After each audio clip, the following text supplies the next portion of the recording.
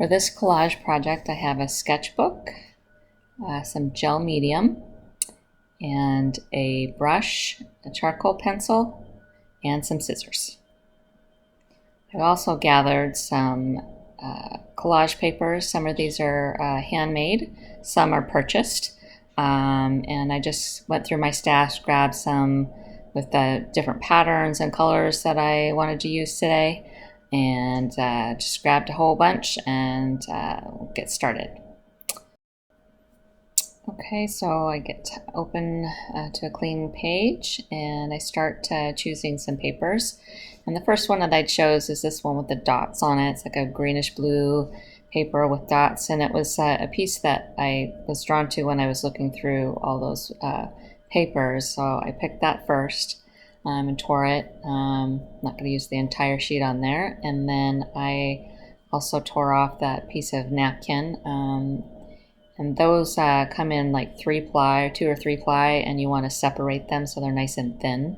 And that is a handmade collage paper using paint and a stamp on a jelly plate. And I really like this pop of red to kind of go with the darker parts of that pinkish flower. And then I found this piece of a crossword puzzle, which I really wanted to incorporate in here. I thought it was kind of fun. And so I'm just trying to come up with a composition that's pleasing.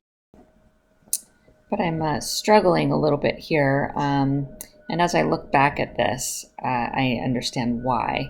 The reason is because of all of the papers that I've chosen, they all have pattern.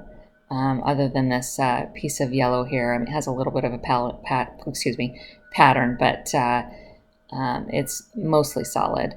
And I needed a little bit more of that. And I also, most of the pieces that I've cut here are the same shape and size. I have the 2 longer bits that are kind of skinny and long, and then I have these 3 other pieces that are kind of squarish, and they're all about the same size. So that is my struggle. And of course, you know, looking back on this now, I can see that that was my problem. But I keep trying, and I'm trying to figure out the best way to lay this out. And I really wanted to use the yellow for some reason. I really wanted that in there. And it's just not working. And you'll see I will be struggling with this for a bit.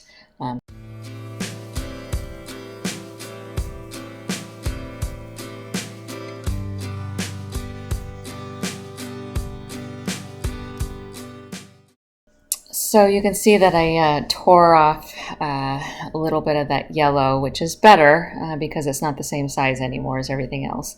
And then I thought I needed a little bit yellow to bring that down at the bottom. But it needed to be anchored as well with so that's why I used that piece of dictionary paper to see if that would help.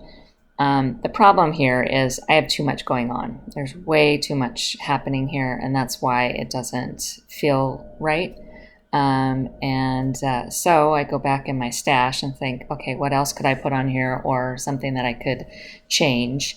And I find this piece of green, which I really like this green, and it almost gives me that other element of, you know, being a solid, where everything else is really has a lot of pattern in it. But once you put it against the paper of the book, of course it shows a pattern now because it was rice paper and it's kind of see-through. So I'm still trying to figure out what it is I need to add here. And then I think maybe black is something that's solid, but that was obviously way too heavy for that. And you see my hands go up like, what am I doing? So I remove it all and start again.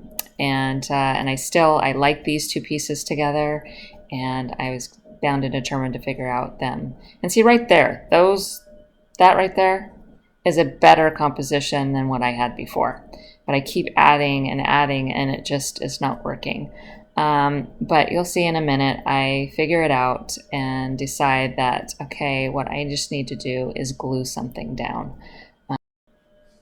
But before I do that, I think that maybe I just need to add some more yellow. I don't know what I had about this yellow, but I really wanted to add something. I think I kept going back to the yellow is because it was the solid that I was missing. And to me, in this little composition here and choice of pattern and color, this was the only color that I had. That was sitting on my desk that was actual sort of a solid. So I thought, well, maybe if I cut up some of these rectangles and see if I can place them in an interesting way, and that doesn't look good, that's silly, so we ditch the yellow and we go back with the red. Anyway, so I'm here, I'm just deciding if, should I have the polka dots on top? Should I have the red on top? And then I decide that I should have that angle from the red at the top coming in, and see right there, like that. And that piece right there, it's just, put it down, Linda, leave it alone. Anyway, so I decide that that's what I'm going to do. I am going to glue something down. I think just all this moving of the papers around was making it more difficult because there's too many choices. So sometimes you just have to make a choice and go with it, because if I didn't like it afterwards, I could, cover it up with another piece of paper or take it off. But in this instance, I decided that that red should go right there in the upper part of the middle. And with these collage papers, the ones on transparency, they're really, or tissue paper, are really thin and they crinkle. So I use that tool, which is just a printmaking tool to move the ink. And if you look at this paper, I noticed right there, it's got a lovely pattern on that side that would go with my paper. So it's like, I might have to use a piece of that. But I decided to glue it down first, and I am putting the glue down on the paper as well because it's thicker paper. In order to get it to stick, it's better to put glue on both sides. And here I rip off a piece of that paper so I can use the other side of it. And I place it down, and look at me go, finally making a decision. And I think those were good decisions. Now that I'm looking at it, I like those together. I think that looks good. And again, using a lot of glue on the edges of this thick paper will help from it, keep it from curling up later as it dries. And I'm using the scraper as well. It really helps get things really adhered down. And here's the other side of that piece of paper that I wanted to use. But I decided to put that away for a second. I went back to the napkin. It's a pretty floral print. And I really do like all of these pieces together with the beige or tannish color of the book itself. I think it looks very nice together. I could have taken something, one of the colors, maybe the green that I pulled out before, and done some circles right down at the bottom, which could have been nice, or even this paper.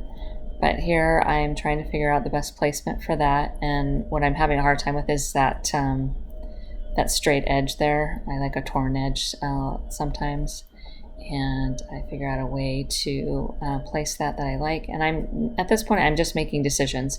I'm not really worrying about it anymore. Before I was fretting too much, and that just gets you nowhere. So I decide that that's where that's gonna go, and I'm liking it, and again using lots of glue to get that to stay down. Sometimes the edges will peel up, so it's always good to go back and get those adhered down.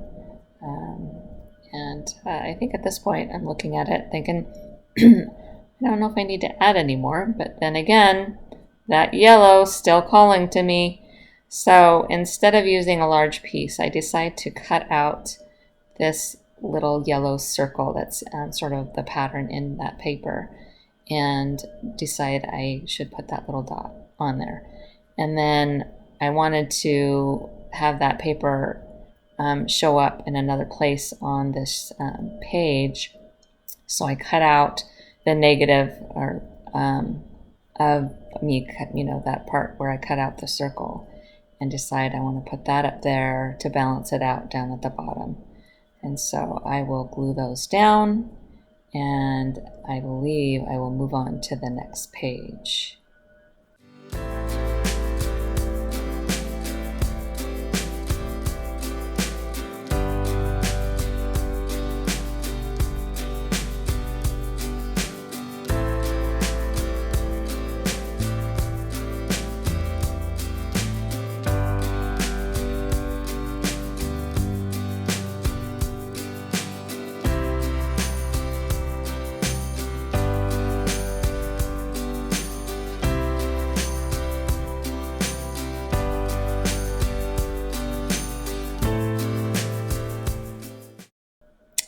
So for this side, I decide I'm going to start with the pretty napkin paper, and I'm using a larger piece than I used on the other side, but just to bring harmony to the whole thing. I am going to use basically the same papers on each one, just in a different way and different sizes, and just makes the whole piece cohesive when you're looking at the spread as, together like this.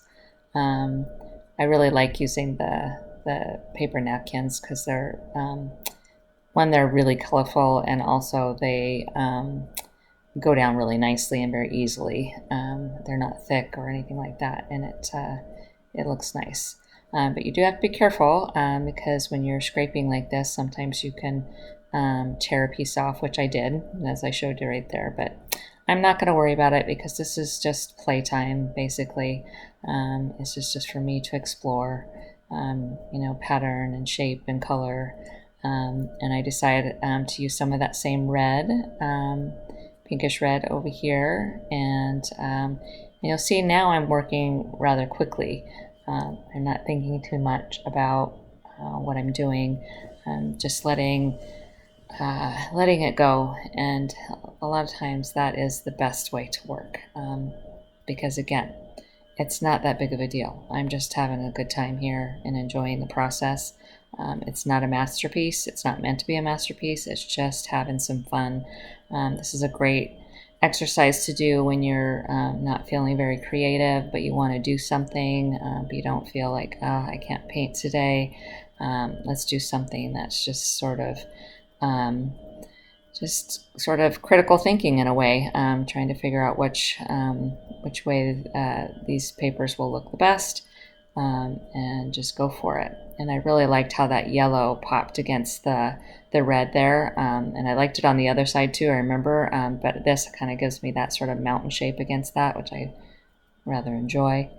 And just putting that down, and again you can see that some of that paper is wrinkly, and that is because of just that transfer paper is pretty thin, but I just scrape it on out, and again, not worry about it too much, and just to get it so it will stick down.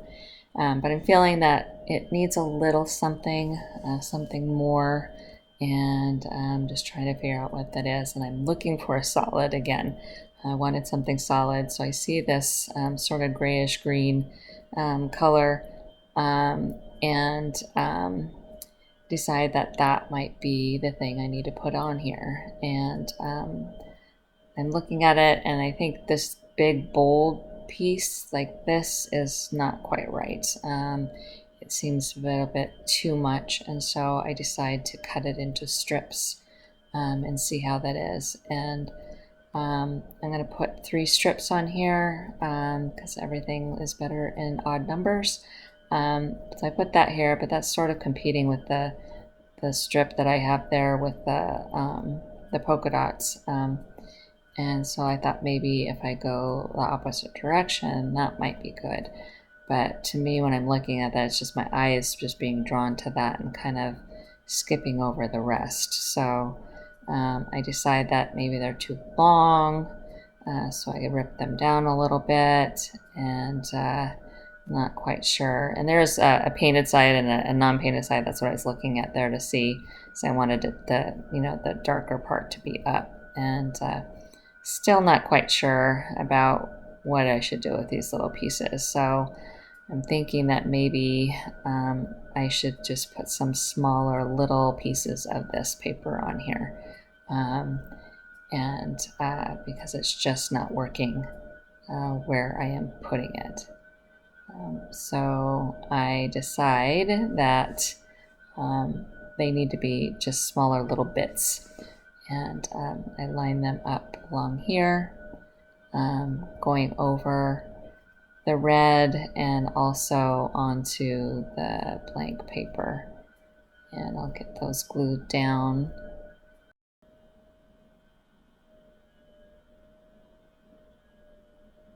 Again, I'm checking to see if it's on what side is the painted side, and just getting those little guys glued down. Those are the harder ones to glue down because they stick to your fingers. But at this point, I'm pretty pleased with it. As I look at it now, I wish I would have put those little pieces maybe going the other direction, maybe up and down rather than like horizontally up the page rather than across like that. But all in all, I think together they look pretty nice. Thanks for watching. See you next time.